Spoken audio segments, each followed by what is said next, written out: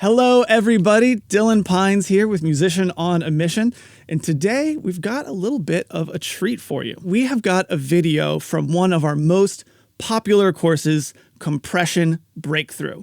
It goes over a question that I've been asked constantly whenever people are trying to figure out how to set their attack times. How fast are transients? How fast are the peaks? It's so difficult to figure out how to let peaks go through a compressor if you don't actually know how fast those peaks are. So in this video, we're going to go over just that. And if you want to learn more about compression, in fact, if you want to learn the most about compression, then go ahead and click the link on screen or down in the description below. We are opening up registration for Compression Breakthrough. It tackles all the parts of compression, every setting, every combination, every technique. It even has a lot of my own personal workflow. And the course culminates with the 4 main styles of compression, which basically teaches you how to compress any instrument to get any sound you want. So if you want to fully understand compression, maybe for the first time, then click the link on screen or down in the description below. And without further ado, let's check out how fast are transients. So here's another common question that I get from a lot of students. How fast are the peaks? You know, we talk so much about setting your attack time so that you are either targeting the beginnings of the peaks or you're letting the peaks pass through unharmed. But how quick is that? You know, how fast are these transients? If I set my attack time to 10 milliseconds, is that going to let it go through?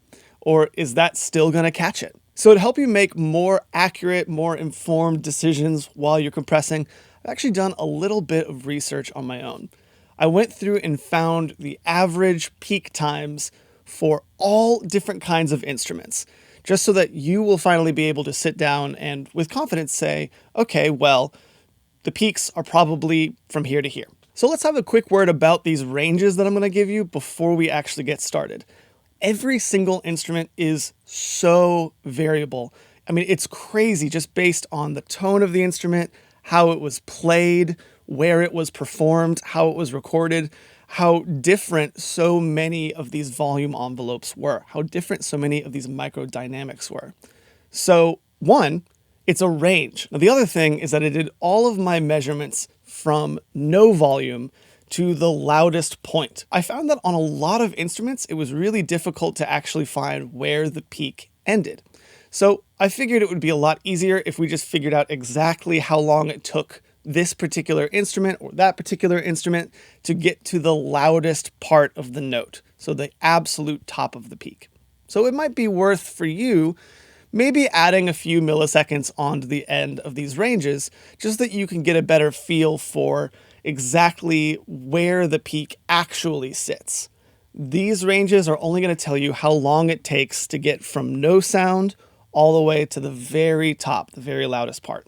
So let's get started. Now, after all this testing, I've found that you can separate all these instruments into 3 groups: percussive instruments, rhythmic instruments, and sustained instruments. All 3 of those different groups had 3 kind of ranges of peak times, how long the peaks were, that were pretty consistent amongst those groups. So it's going to be a lot easier when you're compressing. Just think, you know, what group am I in? What group is the guitar in? What group is the vocals in? Stuff like that. So let's talk about this first group, percussive instruments. Now, this is anything in your drum set. It's bongos, it's tambourine, I would say it's not really shakers because shakers are so variable, but you get the idea. It's the stuff that is super fast. It's there, it's percussive, it hits, it's gone. And that's reflected in how fast their peaks are. So the range that I found was 1 to 10 milliseconds. That's how long it took most percussive instruments to get from no sound all the way to the loudest point of their sound. So keep that in mind if you're doing any kind of punchy compression, for example. You know, if you're trying to get a punchier sounding snare, you might not have to set your attack time to 30 milliseconds or anything like that. You might have to only set it to 6 and you'd be good. So for example, let's take a look at our snare over here. I've got a little snare track. Let me just zoom in really far on it. So let's look at this. Let's look at how fast it goes from no sound to the loudest part of the peak. Just crazy fast. There's no long slope.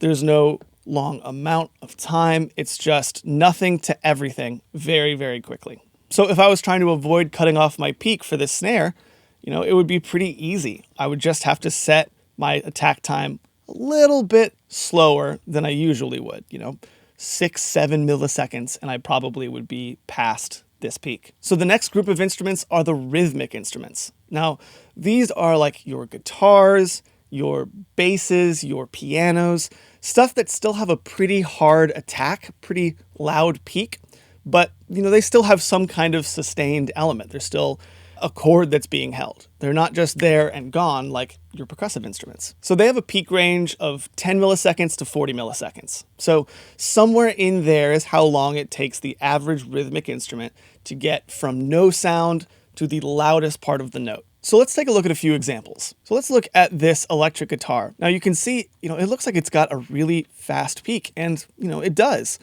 But let's compare it to the snare that we looked at just a little bit ago. I'm going to zoom in on this, and we're really just looking at this little section right here, this little bump. Now you can see as I zoom in, there is a ramp up. It goes from nothing to the loudest part, but you can see a slope. It's not just like a straight line, nothing to everything. That slope is your range. That's the range we're talking about. That's that 10 to 40 milliseconds in there. So if you're trying to set your attack time to miss the peak, well, you'd want to set it so that it kicked in probably around here. One thing to keep in mind is that the harder picked the instrument or the harder struck the instrument, the more likely it's going to have a faster attack time, the more likely it's going to have a faster peak. If it's a more maybe finger-picked instrument, like a finger-picked bass, a finger-picked guitar, or a very soft piano or something along the lines of that, well, then you might get something closer to the other side of the range, something closer to 30 milliseconds or 40 milliseconds. So finally, we have our sustained instruments. And that's like your vocals, your saxophones, your strings, anything where the valley is almost as loud as the peak. So for the sustained group of instruments, the peak times tended to be between 15 milliseconds and 60 milliseconds. So you can see they're pretty similar to the rhythmic instruments. There's just a little bit slower, a little bit longer. Same thing applies as well. A very hard hit, string hit, or vocal hit is going to be a lot faster than a very soft vocal note or a very soft saxophone note. So one thing to keep in mind for both the rhythmic and the sustained instruments, if you're hitting multiple notes at once, your peaks are probably going to be longer. So for example, if I had a guitar and I strummed a guitar, my strum is hitting 6 different notes, which means it's physically taking longer for me to move my hand down all of the strings, so my peaks are going to be longer as well. Especially if I'm comparing it to maybe me playing a riff or a melody where I'm just hitting one string at a time. So keep that in mind. You're going to have faster attack times, faster peak times on these single note instruments than you will on these instruments that are playing chords, just because of how long it takes to hit all of the notes. So let's check out another example. So right here I've got a female vocal, and the first thing you can see is the peaks are very, very inconsistent. And that's one thing that I want to point out for sustained instruments. They're so dynamic that they don't necessarily just have one single peak time. They don't have as consistent a speed like the percussive or the rhythmic instruments, where like you're hitting something and that hit is causing the sound to happen. Well, that hit is probably going to be the same speed every time. If you're looking at this vocal, there are some notes that she hits a little harder, like this one, for example, where, there is a slope, but it's a bit of a faster slope. And then there are other notes like this one, where she eases her way in. Long slope, very long slope at the beginning of this note. So setting attack times, it's a little bit more difficult if you're trying to miss the transient. If you're trying to, get punchy style or groove style, it's a little bit harder. Sometimes you've got to be a little bit more cautious with sustained instruments. Give it a little bit of a longer attack time if you're trying to get those different styles of compression that are letting the peaks go through. Simply because if you have a fast or a medium attack time, you might catch some of the transients, you might miss some other ones, and you might get a bit of an inconsistent sound if you do that. So before we go, here's a quick tip on setting attack times. If you need some help setting attack times and you don't know how fast your peaks are for a particular instrument, just take a look at the slope of the note. If I go in here and I zoom in, which we were looking at this already, there's a much longer curve to get to that peak that's right here. Whereas if I was to go and check out my snare, it's almost a straight line from nothing to everything. You can almost think of it as a triangle. If the triangle is super steep, then it has a very fast peak. If the triangle is pretty flat, it has a very slow peak. So just use that as you're setting your attack times and you'll be able to get way more accurate without really getting too bogged down in the numbers. So now you know how fast peaks are for all of these different kinds of instruments. It's really important to consider before we head out from this video.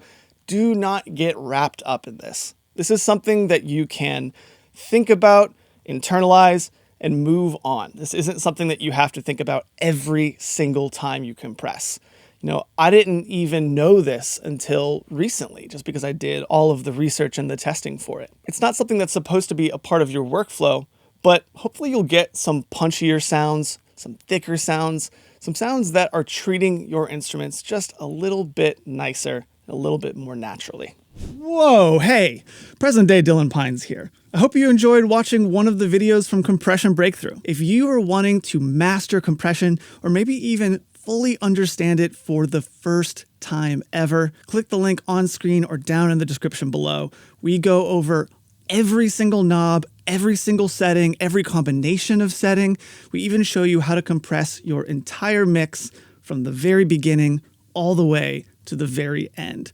It's something that I've had student after student tell me changed their mixes dramatically. So that about wraps it up. This has been Dylan Pines with Musician on a Mission, and remember, create regardless.